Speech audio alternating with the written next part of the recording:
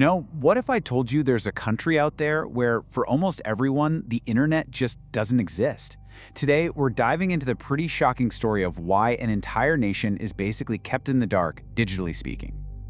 Okay, just for a second, let's try a little thought experiment. I want you to really truly picture this. You grab your phone, you open your laptop, and there's just nothing.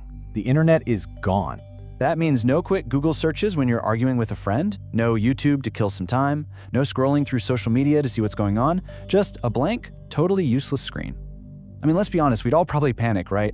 Our jobs, our friendships, our whole connection to the world, poof, gone.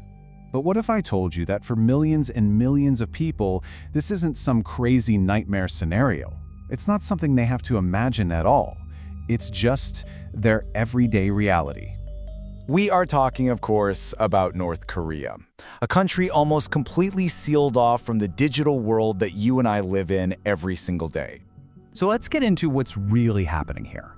Because what they have isn't just a lack of internet, it's more like a digital prison. Think about it like this. On one side, you've got the global internet we all know, this massive, endless universe of information and connection. And on the other side, you've got North Korea's version, a tiny, walled-off garden with, zero access to the outside world. This closed network has a name, Kwangmyong. And honestly, the best way to think of it is as a fake internet. It's a national intranet, completely sealed off from everything else, and it only has government-approved news, websites, and information. It's a perfect digital bubble. And this is where it gets really wild. Back in 2016, some kind of technical glitch accidentally revealed all of North Korea's public-facing websites to the entire world. And the grand total? Just 28. Seriously, let that sink in. 28 websites for a whole country. And this chart right here, this tells the whole story of who gets to use even that tiny, tiny network. An estimated 99.9% of the population has absolutely no access at all. That sliver of a fraction that does, well, that's the absolute elite. We're talking top government officials and their families. So, this brings us to the big question, right? Why? Why would you go to such extreme, insane length to keep an entire nation completely offline? Well, it all boils down to one simple, powerful word: control.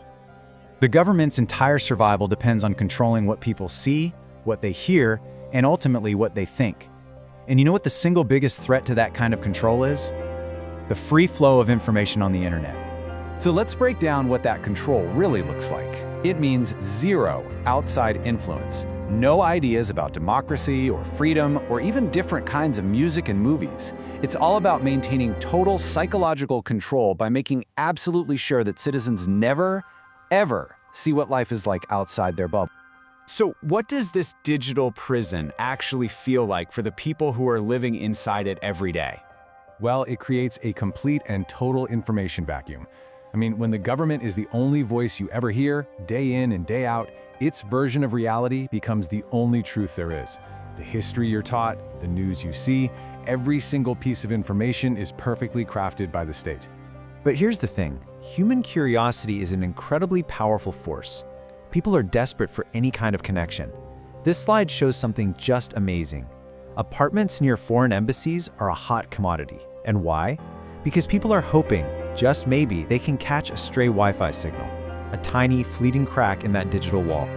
Okay, so if 99.9% of the country is offline, who exactly is in that super privileged 0.1% that gets to go online? It's an extremely exclusive club, as you can imagine. We're talking about the highest-ranking officials, families with direct connections to the leadership, and a handful of foreigners. The only other folks who get a peek are some select university students and, of course, the state's own cyber warriors. You know, the hackers and propagandists who use the real internet as a weapon to attack enemies and spread the state's message abroad. But here's the catch, and it's a big one. Even for them, it's not the free open internet we know, not even close. Every single click is monitored. Having access isn't just a privilege, it's a huge symbol of your status, and really a constant test of your loyalty. So after all of that, what's the big takeaway here? What does this story from the other side of the world really teach us about this connection that we have right at our fingertips? You know, the most mind-blowing part is just the sheer contrast. We live in the most connected time in all of human history, and yet an entire nation of over 25 million people is kept in total digital darkness. It's a powerful, powerful reminder that the access we totally take for granted every single day is not a given for everyone. Which really leaves us with one last important question to think about. After seeing what a world without it looks like, what does freedom of information really mean to you?